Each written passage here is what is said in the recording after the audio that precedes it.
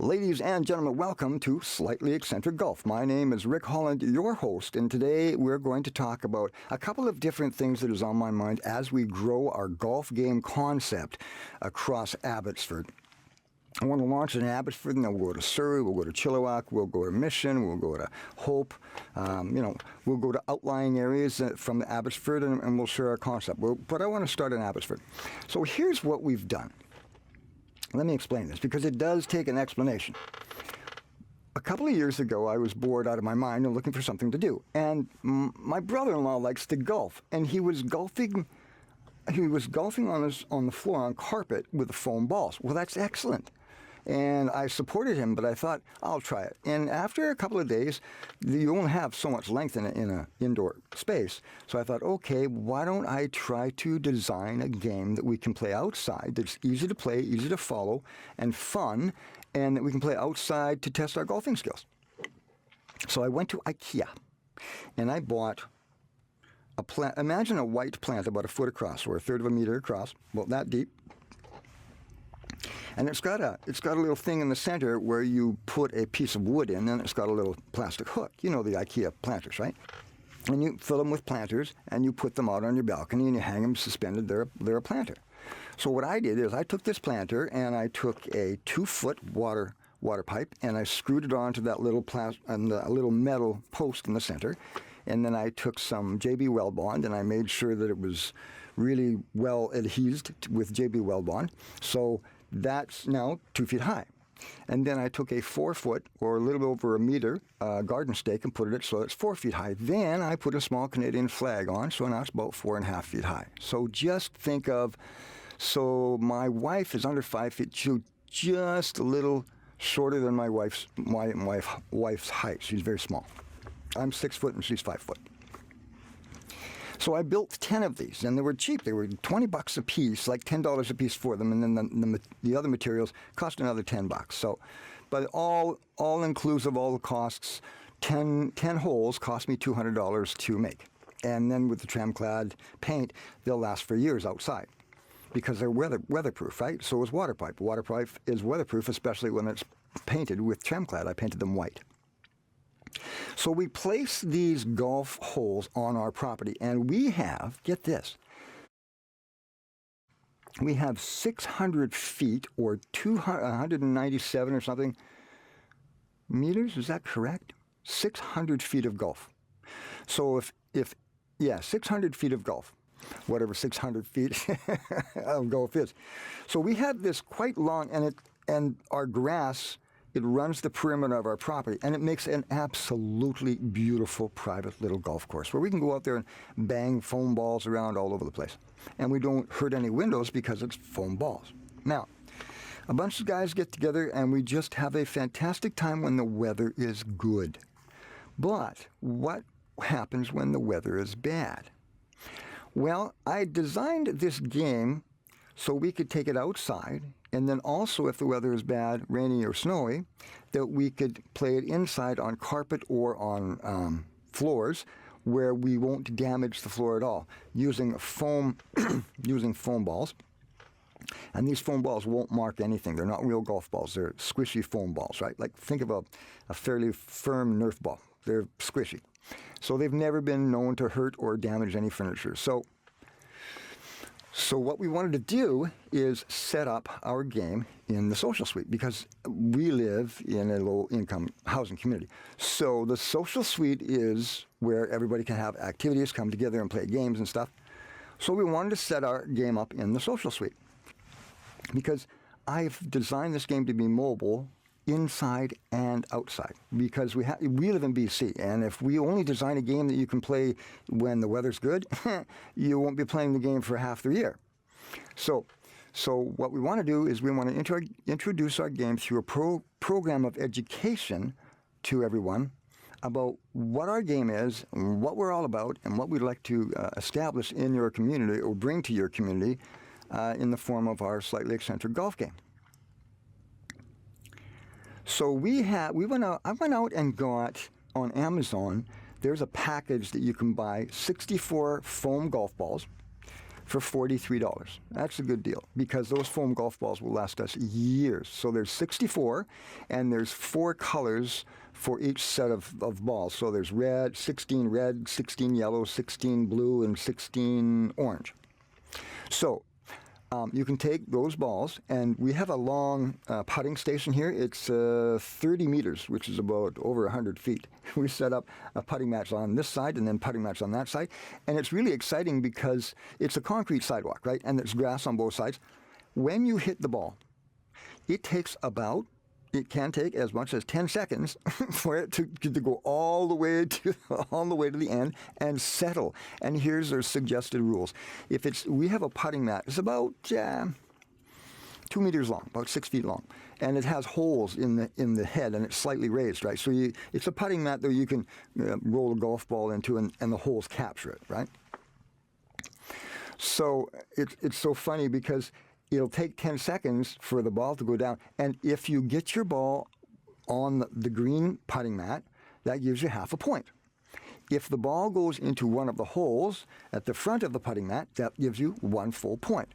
Well, if there's 4 guys playing, only a couple of balls are going to make it on the mat, and only 1 or 2 balls are going to make it in the holes at the front of the mat. It is quite challenging, but it is a lot of fun because it's a combination of both skill and luck. And we have had so much fun with it. And then after we do that, after we get tired of that, or a couple of baskets of balls like that, we bring the putting mat closer, about 1/3 of the way. So about, 7 meters or 21 feet away. And then we use real golf balls, and then we putt from there. So we have a bucket of real golf balls after we use our foam golf balls. And we use what we call a short putt method with real golf balls.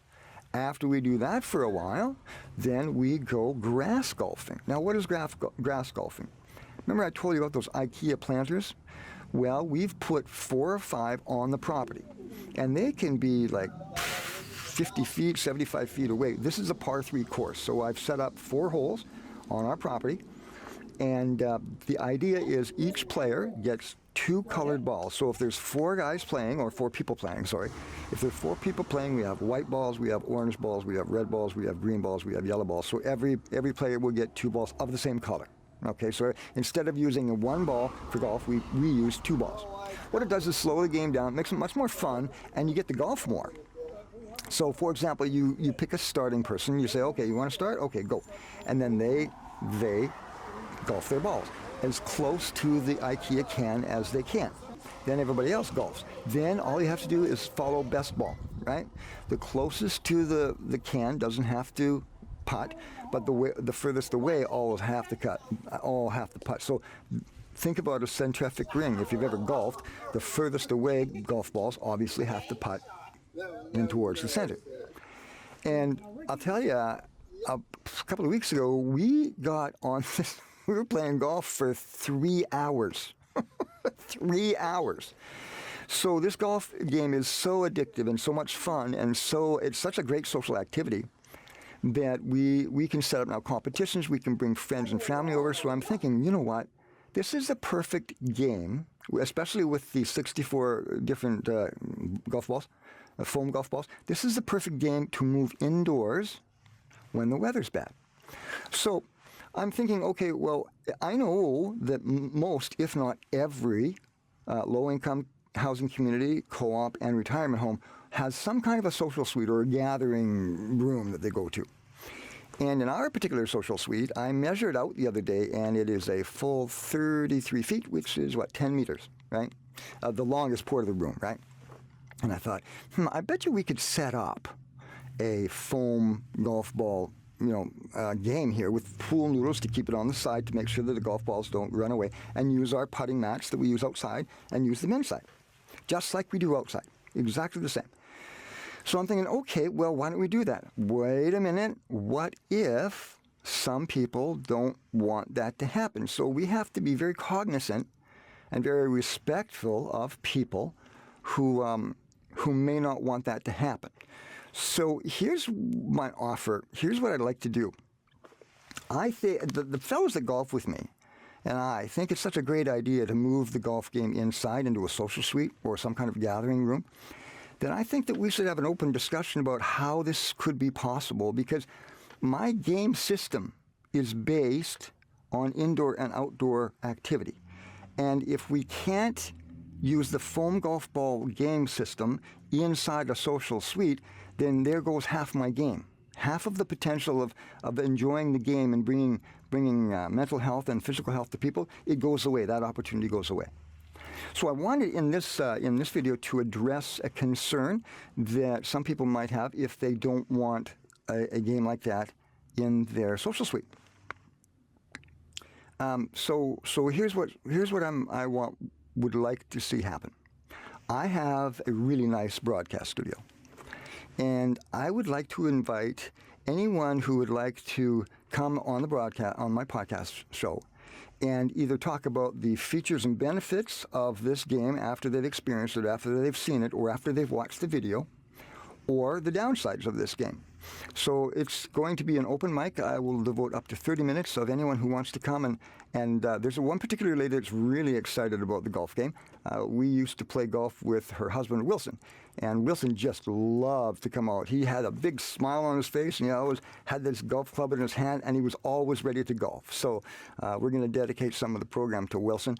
But there may be other people who are not so excited about that idea. So what I'd like to do is I'd like to see a balanced approach, and I'd like to do this right. If we're going to spread the gospel of slightly eccentric golf, it's important for me that we do it right and morally correct and legally correct as well. So in the coming podcast shows, what we'll do is we'll find out, and I'm curious too, because I don't know the law and I could be wrong. If you go to your board where you live, if you live in a community, and say, would you allow a foam-based golf set or golf game to be played, say, once a week if the weather's bad, as a social activity, and then see what the board says. So we want to address all concerns. So what I'd like to do is I would like to invite anyone who's concerned about the game or excited about the game to come on my show. Give me an email at slightlyeccentricgolf@gmail.com, and we'd be delighted to have you on the show and have an open forum talk about it. And then, you know what? We might even take a straw poll vote. If in your community you have a game system, like I want to bring my game system to your community. And then what we have to do is get permission. So if we vote, if we go, I don't want to go to a community that hasn't voted on, why don't we bring the game system over to try? This is going to be a promotion for our game system. So we want to be welcomed, and we want to educate through a process of videos and to show you what we're doing. We want to be very, very transparent about it. Because if we go into a community and there is discourse or there is conflict, we want to be able to deal with that early and often and fairly. So I'll tell you how I was trained for conflict, and I've got some notes here. That I'll cover. So this is an open invitation to participate in our little podcast show about the game. Let me fully explain how I handle conflict, because it's really important you understand that when I do something with the game or I make a decision and we want to go forward, and if we run into conflict, it's really important to me that we handle conflict correctly. So I almost call this the joy of conflict. No one likes conflict. But conflict is inevitable and it's going to happen. And what I enjoy is having conflict in front of me so we can kind of take it apart step by step and look at all the stuff that happened within that conflict and then deal with it appropriately. And I found that if you get angry, if you get your nose out of joint, if you lose control, if you get bitter, if you start calling people names, that's not helpful, and it never drives you forward. So the joy of conflict, I call it. So the first is conflict needs to be labeled, and I learned this from Dale Carnegie and that other guy. Oh, I can't remember his name. There's a fellow out there, a motivational teacher. There is a motivational teacher out there that I forget his name. but he taught me a fantastic system of conflict resolution. He said, first thing, Rick, conflict needs to be labeled.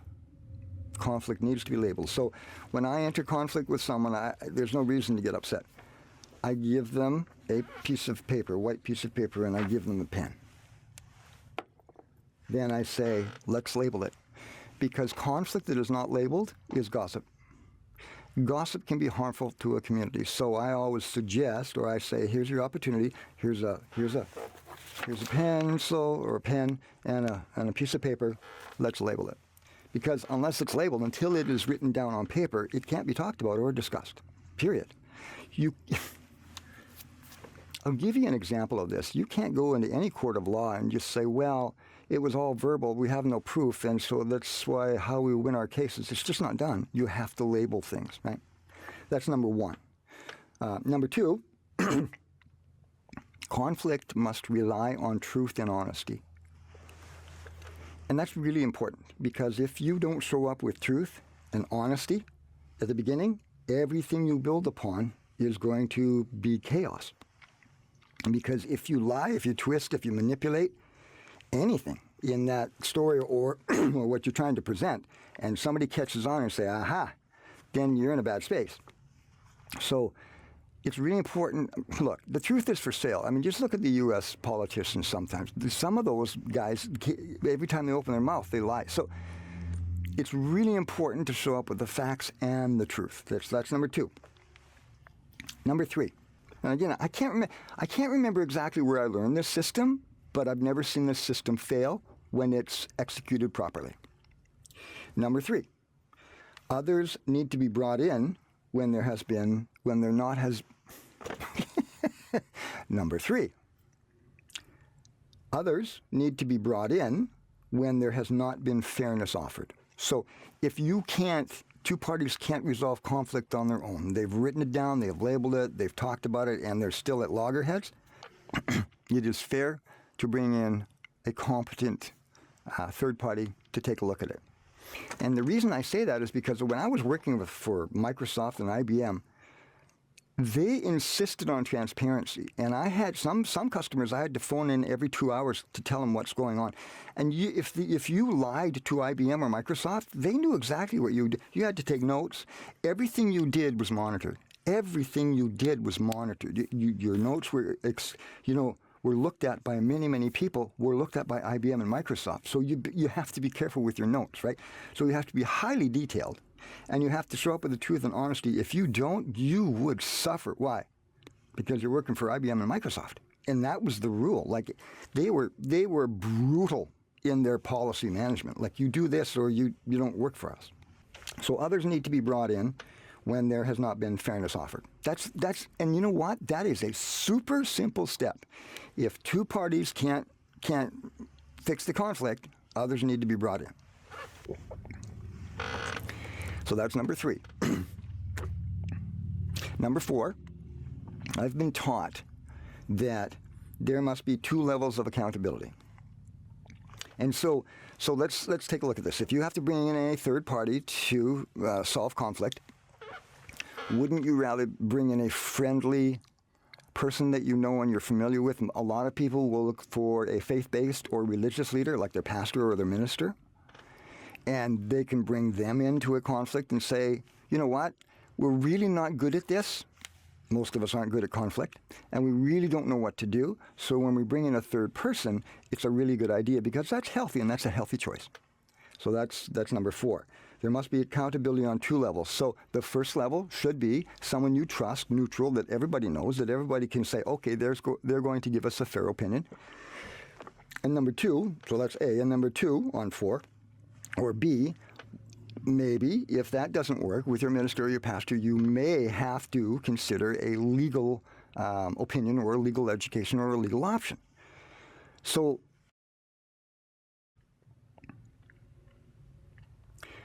here's what I've understood about conflict.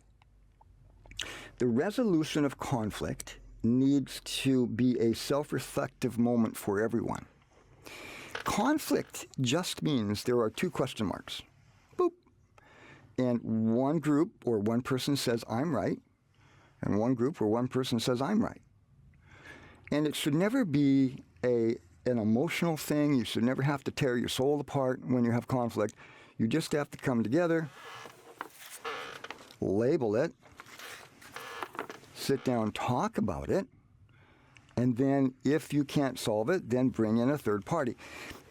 I have seen where a third party have not brought in, and then it just turns to bitterness. So it's really important for me to make sure that my communication going forward, now and going forward, with people that are going to be involved with our game is really crystal clear. Our intention is to bring our game indoors to your social suites, or maybe where they do lawn bowling out inside or outside, and share our game concept with you. And we'd really love to do that. But this has to be answered, right? This particular issue. Because if it comes up now and we think about it now, we might as well take care of it professionally, right? So when we come to when we approach your low-income community housing or your co-op or your retirement home, what we'd like to do is we'd like to demonstrate the game to you indoors, if we can, and show you how much fun it is. Now, the foam balls can't hurt anything, and we put out mats, and most retirement homes that I've been in are carpeted. So this game is fantastic on a carpet. And I've seen people, we have, like I said the other day, we golfed for 3 hours, and we didn't even realize we were having so much fun. Yeah, so my invitation to the board member here, or the board members here in our community, and the entire community, and let's extend that to anyone that wants to come on this show after they've watched a video or after they've talked about the game and they understand what we're going to do with the game. If they want to come on the show and voice their opinion, they're welcome. We have an open mic waiting for you. Okay, that's the way we do business. Honestly, openly, fairly, and that makes me feel comfortable. So, this is Rick Holland for Slightly Eccentric Golf. We want and need to do the right thing morally and legally. So, we would like to see the game welcome with open arms, and if it's not, then we'll find the reason and problem solve together as a community, and then we'll put the answers on the internet. So if we bump into this again, then there's a solution on the shelf, and we just take the solution down and say, here's the solution, and we don't have to breathe any drama into anything. We just have to pull out the solution and say, here we go, and then we can play the game. So thank you so much for listening. So Canada Day is coming up, and we're really excited about the games. We will be taking videos and pictures and having podcasts about of people coming over here into the podcast studio and talking about the golf game. So we're going to grow the golf game. This is our initial, I guess Canada Day would be considered our initial launch of our Slightly Eccentric Golf game. Talk to you later, everybody. Take care.